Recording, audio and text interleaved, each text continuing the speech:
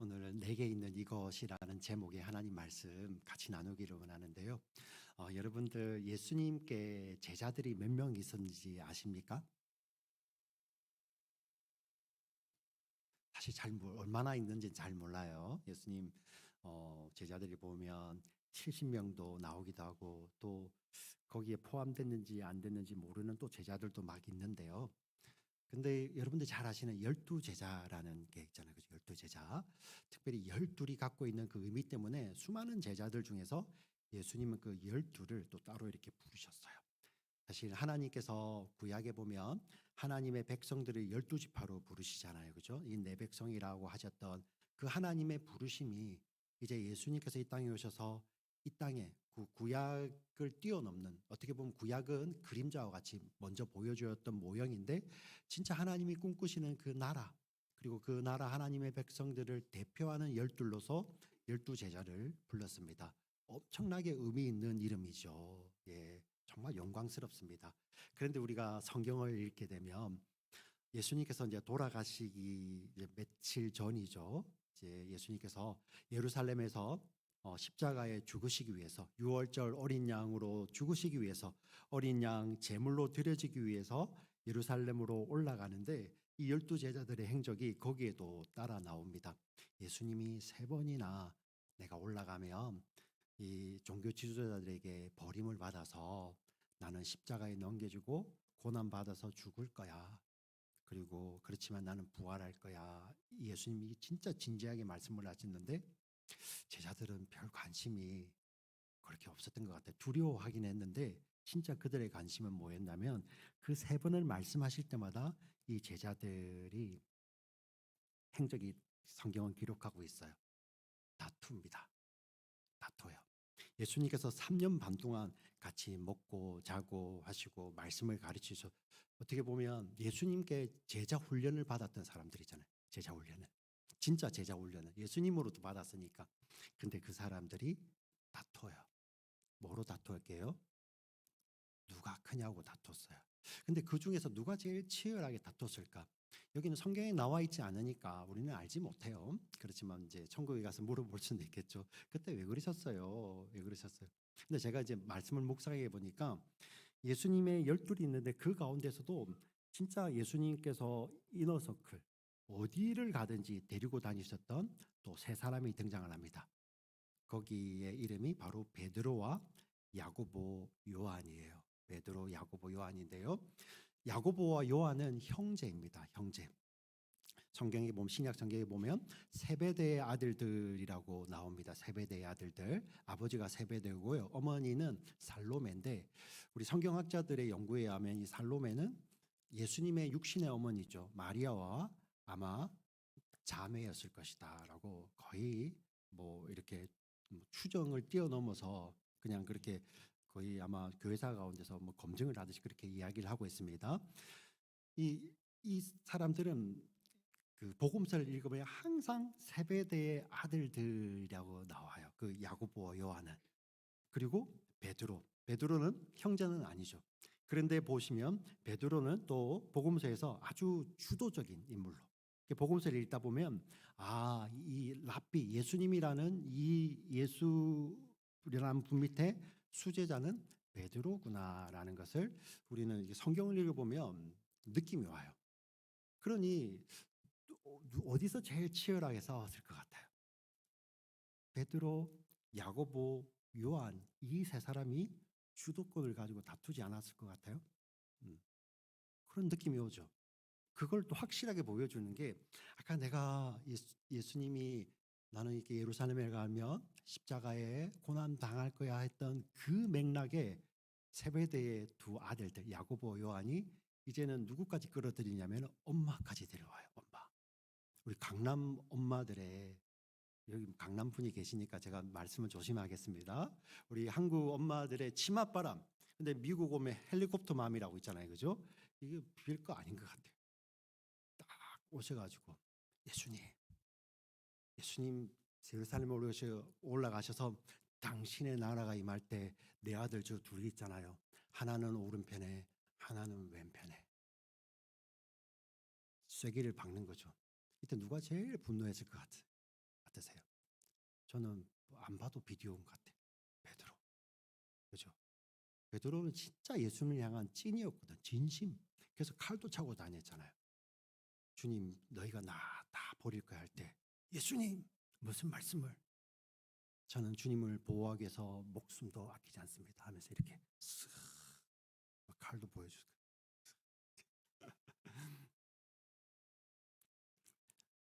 아, 아마 그들 안에 진짜 뭐 우리 그냥 아이들이 다투는 그 정도가 아니라 이들은 그 포지션의 진심이었을 거예요. 진짜 진심이었을 것입니다. 그랬던 그들이요. 오늘 본문 이후로 어, 야고보 요한이 이렇게 나오지 않고요. 베드로와 요한, 네. 복음서 이후로 사도행전을 기점으로 그 이너서클들이 그 순서를 따지든 오른편 왼편을 따지는 그게 붕괴가 됩니다. 다른 이유가 없어요. 그들이 예수님의 십자가를 경험하고 부활하신 예수님을 만나고 성령님이 오셨을 때 그 전에 우리가 왜 그랬지? 아마 서로 좀 붙고 이게 막 이게 이불킥 할 수 있겠죠, 그죠? 예수님 죽으신다고 하시는 그 자리에서 막 눈살 이게 찌푸리고 막 이렇게 경쟁했던. 네. 아마 그들 가운데는 선의의 경쟁이었을 수도 있겠죠. 근데 진짜 본질을 놓쳐버리고 경쟁하고 있었잖아요. 근데 오늘 본문에 보세요. 이 사람이요. 함께 기도하러 갑니다. 이게 진짜 교회의 모습 아닐까요? 네. 우리 과거는 어떻든 간에 우리가 예수님을 참으로 만나고 우리 안에 성령이 들어오시면 그냥 같이 엎드리는 거죠. 우리 1절 말씀을 오늘 본문 다 같이 한번 읽어볼까요? 같이 읽습니다. 시작. 제9시 기도 시간에 베드로와 요한이 성전에 올라가세. 더 이상 이제 세베대의 아들들 야고보와 요한이라는 말이 사도행전에서는 등장하지 않습니다. 왜? 경쟁 관계 이제 없어요. 그냥 성령 안에서 같이 기도하는 믿음의 공동체만 남아 있는 거죠. 우리 교회도 그런 교회 아니겠습니까? 예수님 그렇게 세우길 원하셨던 교회, 함께 하나님께 나와서 엎드리는 교회. 어제 비록 좀 껄끄러움이 있을지라도 성령이 우리 마음을 녹여주시면 함께 기도하는 가운데 하나님이 해결하시는 그런 교회. 그 우리가 꿈꾸는 교회 아닙니까? 할렐루야. 네, 같이 이렇게 기도할 수 있는 교회 되었으면 좋겠습니다. 이렇게 기도하러 가는데 어떤 사람이 등장을 합니다. 2절에 어떤 한 사람이 등장을 하는데 여러분 이 성경이 이 사람을 어떻게 설명하는지 한번 주의 깊게 보시면서 읽도록 하겠습니다. 2절 말씀을 같이 읽습니다. 시작.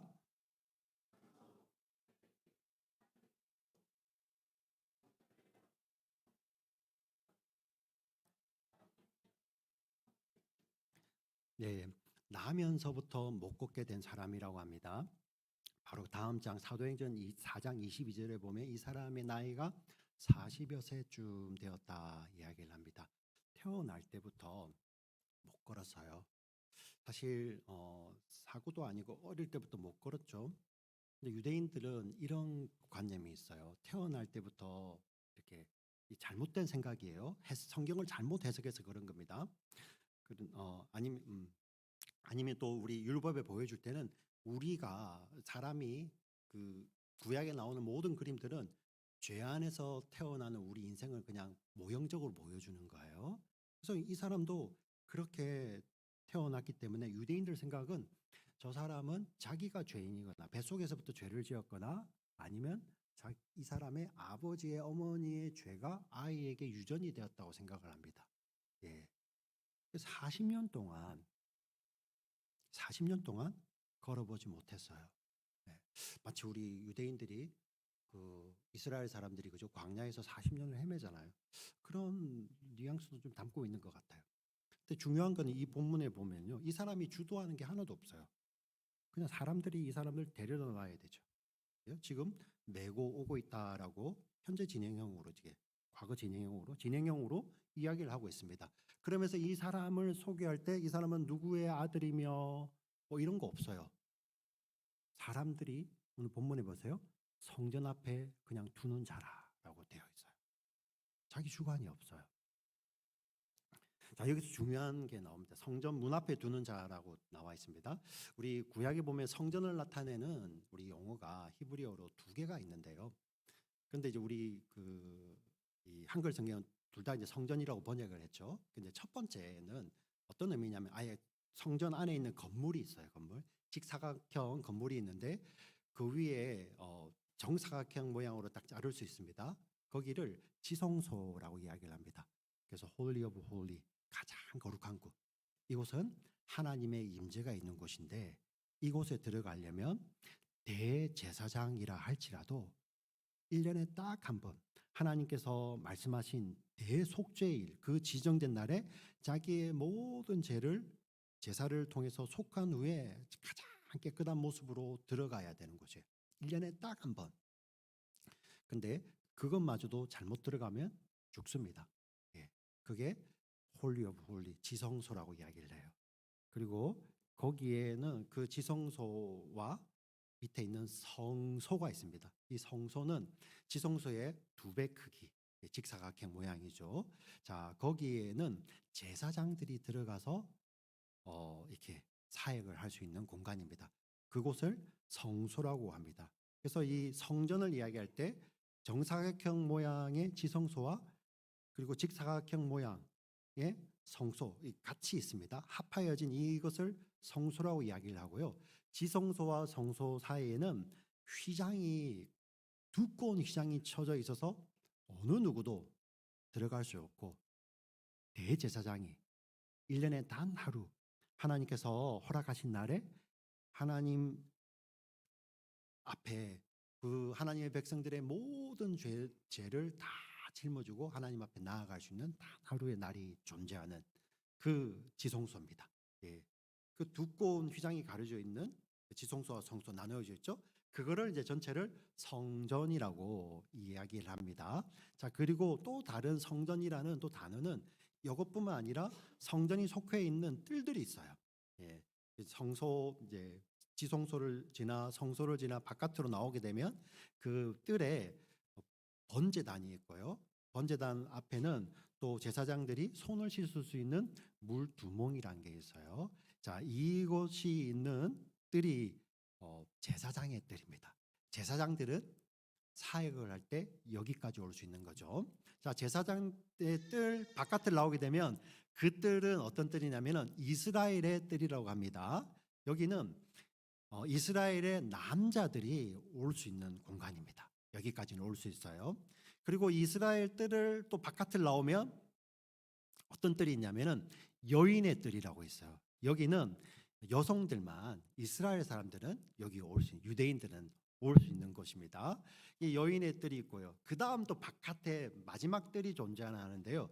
그 뜰을 이방인의 뜰이라고 합니다. 여기는 이방인들이 여기까지는 올 수 있는 겁니다. 이 전체를 성소라고 하는데 이 이방인의 뜰과 그리고 여인의 뜰은 이 법으로 또 이렇게 자기들 유대인들이 가진 법으로 여기를 막아놨습니다. 어떻게 막아놨냐면은 이 당시 예수님 당시 그리고 사도행전 당시에 유대인들은 로마의 식민지이기 때문에 어떤 자기 내부의 같은 유대인들끼리 종교적인 그런 갈등 때문에 아니면 종교적인 그거 치리 때문에 율법으로 뭐 돌로 친다든지 그 정도는 가끔씩 로마가 허용을 해줬어요. 그런데 로마가 엄격히 금하는 것은 무엇이냐면 식민지이기 때문에 어떠한 재판을 통해서도 다른 사람의 목숨을 취하는 것은 로마가 금합니다. 왜? 식민지 사람들의 생사열탈권을 누가 갖고 있냐면 로마가 갖고 있는 것을 보여주기 위해서 금합니다. 그런데 로마가 뭘 허용해 주냐면 이 이방인들이 이방인의 뜰을 넘어서 여인의 뜰에 들어갈 때 유대인들이요, 자기 동족이 아닌 이방인들을 돌로 쳐서 죽일 수 있어요. 거기에 표대가 있습니다. 이방인들이 이것을 넘어오면 반드시 죽습니다 하는 것이죠. 거기에 미문이 있었던 것 같습니다. 네. 오늘 그 사람은 40년 동안 걷지 못한 사람은 유대인입니다. 그런데 그 사람은 성전 문 앞에까지만 올 수 있습니다. 들어갈 수가 없어요. 그리고 어느 누구도 그 사람을 성전 안으로 데리고 가려고 노력하는 사람도 없습니다. 왜? 율법에 의해서 이 사람은 죄인이다라고 정죄를 받았기 때문에. 그래서 어떨까요? 하나님을 찬양할 수도 없죠. 누구 하나 성전 안으로 데려다주는 사람도 없습니다. 아마 이 사람 마음에는 요즘 감성으로 내게는 하나님 찬양하는 거 사치야, 사치. 오늘 성가대 이 정말 하나님 앞에 이렇게 드려진 찬양 너무 좋지 않습니까? 근데 찬양도 못 드리는 거예요. 그래서 뭐만 남았습니까? 그냥 하루를 버티는 것만 남았잖아요. 네. 베드로와 요한이 이 사람을 주목하여 봅니다. 근데 이 사람이 뭐 영적인 거 기대하지 않아요. 오늘 본문을 볼까요? 3절, 4절, 5절을 같이 한번 읽어보겠습니다. 3절, 4절, 5절 같이 읽습니다. 시작.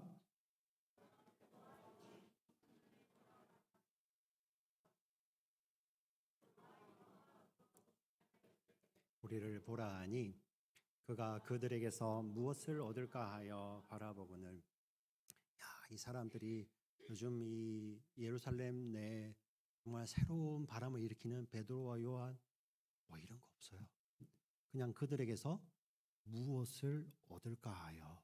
도대체 이 무엇이 뭘까요? 아마 오늘 한 끼 식사를 해결할 수 있는 작은 어떤 그 사람의 선의에 기대는 그런 작은 물질일 수도 있고요. 또 때로는 좀 운 좋게, 이 사람들 표현이겠죠. 운 좋게 마음씨 넉넉한 사람을 만나서 한 며칠이나 심지어는 어떤 그런 사람도 있을 수 있겠죠. 그죠? 한 달 정도의 나의 이 식대를, 생활비를 책임져 주는 그런 두둑한 돈일 수도 있겠죠. 그걸 바라면서 쳐다보고 있는데 맹걸이요. 베드로 요한이 이렇게 이야기를 합니다. 은과 금은 내게 없다. 그렇지만 내게 있는 이것으로 당신에게 준다. 근데 우리 앞에 2장에 보면요. 교회 안에 은금이 있어요. 네. 사람들이 은혜를 받고 와서 가진 것을 다 가지고 나와서 교회 안에서 나누었습니다. 심지어 보면 우리 사도행전을 보면 자기의 가진 소유 아니면 땅도 팔아서 가지고 옵니다. 그래서 사도행전을 볼 때 사도행전에서 교회를 볼 때 거기에는 가난한 자가 없다라고까지 이야기를 합니다. 베드로 정도 되면, 요한 정도 되면 내가 기도하고 나와서 우리 교회 안에 구지금이 있습니다. 제가 갖다 드릴게요. 그가 원하는 거 줄 수 있잖아요. 그런데 그게 아니라 진짜 본질을 주죠. 내게 있는 이것을 주기를 원한다. 곧 나사렛 예수의 이름이다. 예수의 이름의 능력이다. 여기서 정말 중요한 진리가 있는데요. 교회가 하나님께서 우리에게 맡겨주신 것이 있어요. 예수 그리스도 그리고 그분의 복음입니다. 우리 성경을 보시면 사도행전은 하나님이 그 아들의 피로 교회를 세웠다 하시면서 그 교회 안에는 아들의 피를 주시고 아들의 생명을 주셨어요. 그걸 맡겨주셨어요. 그걸 이 땅에 증거하라고 교회를 세웠습니다. 근데 교회가 하나님이 맡기신 것이 아니라 세상이 찾는 거 있죠. 세상은 예수를 알기 전에는 그 별로 관심이 없습니다. 세상이 관심 있는 것을 주기 시작할 때 교회가 타락을 했어요. 하나님이 우리에게 주시고자 원하시는 것을 본질로 삼지 않고요. 세상의 가치관이 들어오기 시작할 때 교회가 타락을 합니다. 그걸 가장 잘 보여주는 교회사 가운데 아주 유명한 대화가 있습니다. 물론 이거는 약간 실제로 있었던 대화인지 아니면 교회사 가운데서 정말 그 당시 교회가 어땠는지를 보여주기 위해서 보여주는 그런 요약과 같은 이야기인지는 우리가 확실히 알 수는 없지만, 그러나 두 사람의 인물이 등장을 합니다. 첫 번째는 교황이죠. 이노센트 2세인지 4세인지 사람이 등장을 하고요. 또 한 사람은 신학자이고 철학자이죠. 그 토마스 아퀴나스가 등장을 합니다. 이 두 사람이 대화를 하는 중에 여러분 카톨릭 교회 아시다시피 모든 헌금은 일단은 로마 교회로 다 들어가죠, 그죠? 그리고 가서 지역 교회들은 이제 나누어지는 겁니다. 뭐 예전에는 더 했을 거니까. 이 교황님이 이제 교황님이라는 표현을 쓸게요. 네. 너무 뿌듯해서 지금 뭘 이야기하냐면은 토마스 아퀴나스에게 이 지금 이 대화를 하는 중에 전 세계에서 들어오는 헌금이 들어오고 있는 거예요. 그래서 너무 기뻐서 보세요. 사도행전 3장에 우리 베드로 사도는 그때 은금이 없었습니다. 근데 우리 교회가 이렇게 복을 받아서 은금이 있어요. 예, 너무 뿌듯한 거예요. 너무 뿌듯해서. 음? 근데 우리 토마스 아퀴나스가 이렇게 대답을 합니다. 맞습니다. 맞습니다. 그런데 오늘날 교회는 은금은 넘쳐나는데 나사렛 예수 이름의 능력은 없잖아요. 예. 어, 제가 2005년도에 미국을 왔습니다. 그때 달라스 텍사스 포트워스 그 지역에 정착을 했는데요. 제가 다니는 학교에 어떤 프로그램이 있었냐면 이 인터내셔널 학생들을 위해서 현지인을 연결해 주는 그런 프로그램이 있었어요. 근데 저는 사실 학생이 되기를 원하는데 만나러 가는 게 엄청 미국 거인이죠, 거인. 여러분 그 인크레디블이라는 만화 보셨습니까? 거기 아빠처럼 똑 그렇게 생긴 분이 계세요. 덩치도 키는 2m가 훨씬 넘고, 예. 그런 분이 또 오셔가지고 손으로 What's your name? 하면서, 예. 그래도 제 이름이 태경, 발음이 안 되잖아요, 그죠? 예. 막 근데 그분하고 교제를 해보니까 이분이 진짜 찐인 거예요, 찐. 왜 이 일을 하나 보니 이분은 진짜 신실한 크리스찬인데 이 외국인 학생들을 만나면 이제 영어도 대화해 주면서 복음을 전하려고 했는데 저를 만나게 된 거죠. 참 좋았습니다. 그리고 제가 있는 그 동안에 제가 있는 곳에 제가 한국에 있을 때 같은 교회를 섬겼던 채플린 목사님이 전역을 하시고 제가 있는 곳에 같이 있었어요.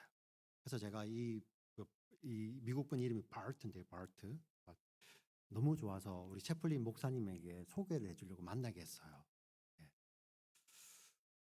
그래서 제가 거인 우리 채플린 목사님에게 여기는 this is 누구라고 이야기하면서 내가 한국 공군에 있을 때 우리 교회 채플린이었다 이렇게 소개를 합니다.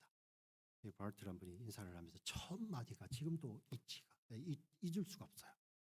영어로 뭐라고 물어본지 아세요? 이 미국 분이에요.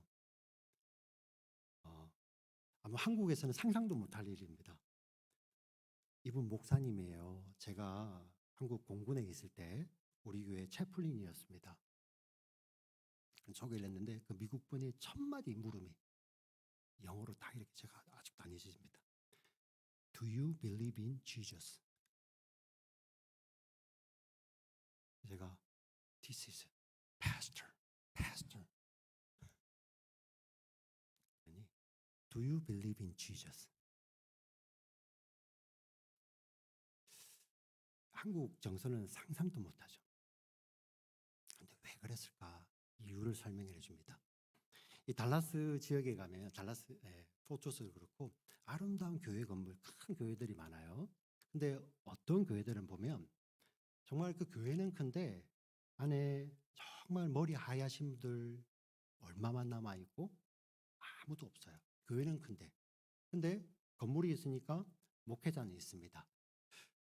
나이 드신 분만 계시니까 그 교회를 메인터넌스를 못 하는 거예요. 그 지역에 가면 어떤 미니스트리가 있냐면은 그런 교회를 다니면서 그 교회의 그 메인터넌스를 도와주는 미니스트리가 있습니다. 이 일을 이 미니스트리 이 사역을 하는데 봄이 생각이 되는 거죠. 어떻게 이렇게 교회가 이 아름다운 교회가 있고 예. 하늘에서 내리는 소리. 네, 미국 교 이렇게 울려요. 거기 가면 그래서 우리 회원자매 거기서 노래하면은 막 진짜 음, 빛도 하나도 없어요. 그런 교회는요. 네, 왜 믿음의 선배들이 다 그냥 왜 돌아가실 때 교회다 다 하잖아요, 그죠? 도대체 이유를 모르겠는 거예요. 도대체 무슨 이유일까? 근데 그런 교회들의 공통적인 특징이 있다는 거예요. 주중에 여전히 구제는 합니다. 왜 미국 할아버지 할머니들이요 팬트리에 그 캔 있죠. 그거를 살 때마다 모아가지고 가지고는 구제는 해요. 사역은 이루어집니다.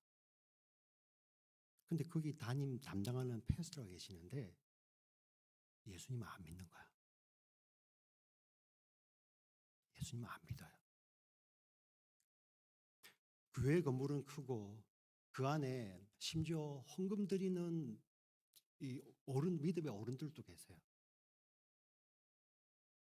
근데 그 패스터가 그 교회를 인도하는 패스터가 예수를 안 믿어요. 그것을 깨닫고 나서부터 내가 이 사람이 예수를 믿지 않으면 내가 복음을 전해야겠구나 다짐을 한 거예요. 그러니 제가 한국 목사님이라고 소개를 하는데 Do you believe in Jesus?부터 묻는 거예요. 여러분 잘 보세요. 교회가 그럼 그 할머니 할아버지들이 구제를 해서 교회가 영적인 힘을 잃었을까요? 아니죠. 구제도 해야죠. 근데 그 안에 뭐가 없어서? 복음이 없어서. 예수님이 없어서. 네.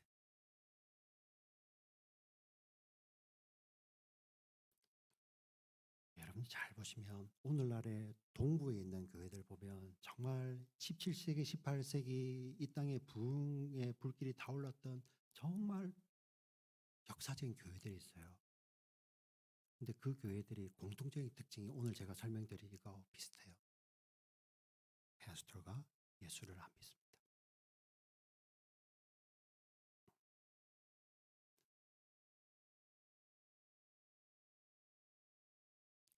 회복해야죠. 은과 금은 없지만 우리 안에 있는 것, 내게 있는 것, 내게 주노니 곧 나사렛 예수의 이름으로 일어나 걸으라. 내게 있는 이것, 유일한 이것.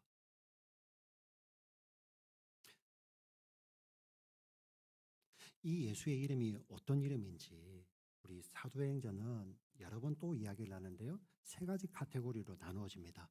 첫 번째는 바로 모든 사람에게 구원을 주시는 유일한 이름입니다. 따라해 볼게요. 유일한 이름. 유일한 이름. 우리 사도행전 4장 12절을 같이 읽습니다. 사도행전 4장 12절 같이 읽습니다. 시작.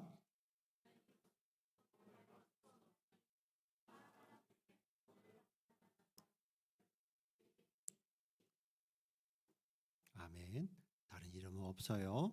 오직 예수 그리스도의 이름, 그 이름으로만 구원을 받는 구원의 이름입니다. 두 번째, 이 예수의 이름은 우리로 증인의 삶을 살게 하는 이름이에요.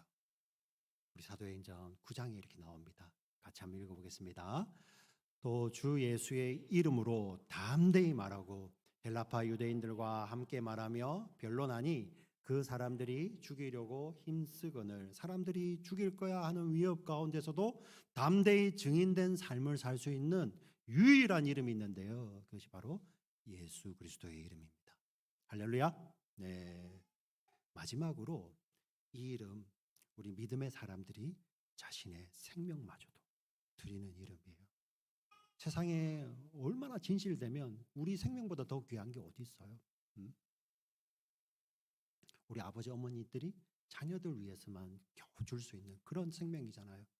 근데 그 이름을 그 생명을 이 예수의 이름을 위해서 드리는 거죠. 사도행전 15장 25절에 이렇게 나와 있습니다. 같이 읽어보겠습니다. 시작.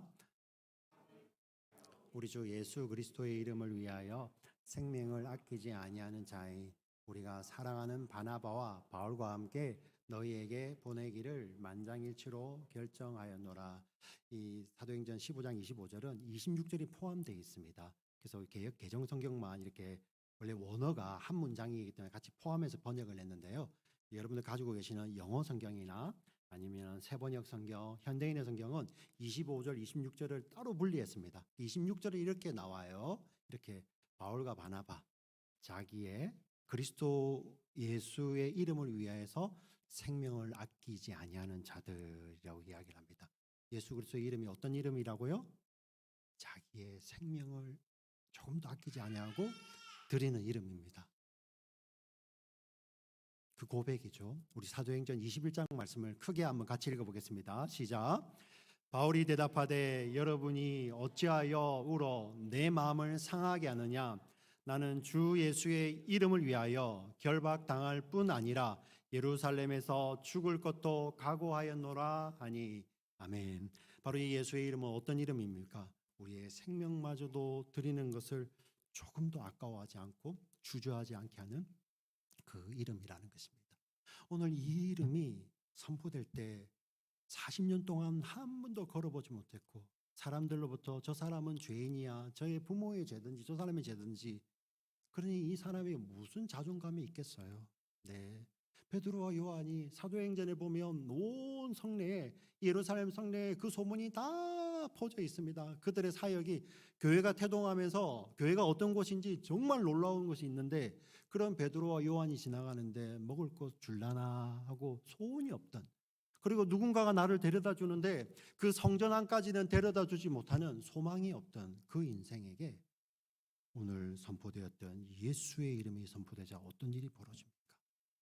그가 일어나 뛰며 걸어가며 어디에 들어갑니까? 성전 안에 함께 들어가 하나님을 찬양합니다. 우리 오늘 본문 8절 말씀을 같이 한번 크게 읽어보겠습니다. 3장 8절 같이 읽습니다. 시작. 뛰어서서 걸으며 그들과 함께 성전으로 들어가면서 걷기도 하고 뛰기도 하며 하나님을 찬송하니. 할렐루야. 네, 할렐루야. 네. 바로 우리 예수님, 나사렛 예수 그리스도의 이름이, 제가 조금 전에는 그 미문이라는 것이 어떤 것이었습니까? 여인의 뜰과 이방인의 뜰을 사로잡는, 그것도 못 나가는 자였어요. 성경은 뭐라고 이야기합니까? 예수님이 성소와 지성소의 휘장을 찢어버리잖아요. 그래서 히브리서 말씀은 이제 우리가 지성소로 매일 매 순간 하나님 앞에 나아갈 수 있는 담대함을 얻었다. 할렐루야. 네, 이 예수의 이름이에요. 이 본질이라는 것입니다. 여러분들, 은금이 필요 없다는 게 아니에요. 근데 은금은 어떤 것입니까? 바뀌는 거, 이제 바뀌는 거죠. 우리의 진짜 본질. 우리가 세상에서 어떤 걸 다 가져도 예수의 이름 없이면 우리 nothing인 거예요. nothing. 왜? 우리에게 진짜 생명을 주실 수 있는 분. 바꾸어 말하면 우리의 삶이 얼마나 절망 가운데 있고 얼마나 어려움 가운데 있고, 우리 형편을 보세요, 목사님. 우리 상황을 보세요. 제가 일어날 수 있겠습니까?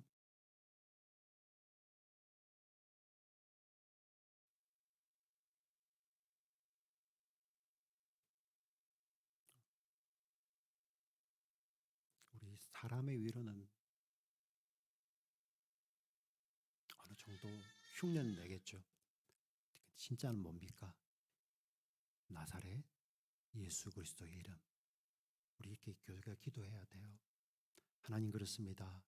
우리 모든 성도님들 삶 가운데, 그 내면의 그 중심 가운데, 심지어 지금 깊은 한순간 절망 가운데서 일어날 힘조차도 없는 우리 믿음의 지체들 안에 나사렛 예수의 이름이 부어져서 예수의 이름으로 일어나기를 원합니다. 우리 교회가 일어나기를 원합니다.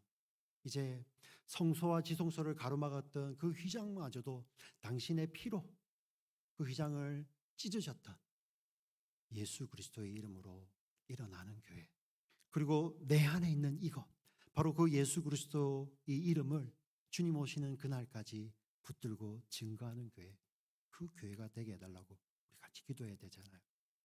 이 자리에 계신 한 분 한 분도 마찬가지입니다. 내 내면에 하나님 앞에 정직하게 이렇게 질문해 보세요. 저 안에 있는 게 혹시 세상 사람들이 정의하는 성공입니까? 은금입니까? 예수의 내가 믿음을 통해서 그거 오기 위해서 혹시 제가 이 자리에 있는 거 아닙니까? 라고 정직하게 질문해 보시고 하나님 앞에, 하나님 그렇습니다. 하나님 깨닫게 하여 주시고 제 눈 열어주시고 성령님 우리 안에 부어주시고 성령님 우리 안에 오셔서 정말 내 안에 있는 이것, 유일한 이것, 바로 우리를 구원하시는 나사렛 예수의 이름으로 일어나게 하시고, 이 예수의 이름이 없는 자들에게 담대히 선포하여 그 예수의 이름을 증거할 수 있는 우리의 삶이 되기를 소원하며 기도하는 우리 모두가 되시기를 주의 이름으로 부탁을 드리고 축원드립니다. 아멘. 살아계신 아버지 하나님 참으로 감사합니다. 실패와 절망, 어떤 것도 소원이 없고 소망이 없고 어떤 것으로도 위로가 안 되고 또 어떤 것으로도 넘을 수 없었던 그 절망의 문, 그 성전 미문을 뛰어넘어 지성소로 나갈 수 없었던 그 문마저도 우리 예수 그리스도께서는 당신의 죽음을 통하여서 다 찢으시고 해결하였습니다. 이제 우리가 이 어린 양 예수 그리스도의 이름으로 말미암아 매일매일의 삶 가운데서 하나님께 담대히 나아가는 담력을 얻은 우리 믿음의 지체들입니다. 내 안에 있는 이것, 이 예수의 이름 때문에 절망 가운데서 일어나서 뛰며 찬양하며 하나님 계신 곳에 나아가 우리의 삶으로 찬양을 드릴 수 있는 우리 모두 믿음의 지체들 되게 하여 주시고, 이 예수님이 없는 자들, 그 자들이 얼마나 은금을 많이 가졌는지, 얼마나 이 땅에서 뛰어난지 그것과 상관없이 그 안에 예수님이 없으면 아무것도 아니라는 우리 믿음의 실체를 보여주시고 그들에게 예수 그리스도의 이름을 담대히 증거할 수 있는 우리 모두의 삶, 우리 교회가 될 수 있도록 성령 하나님 늘 인도하여 주시옵소서. 존귀하신 우리 구주 예수 그리스도의 이름으로 기도드립니다. 아멘.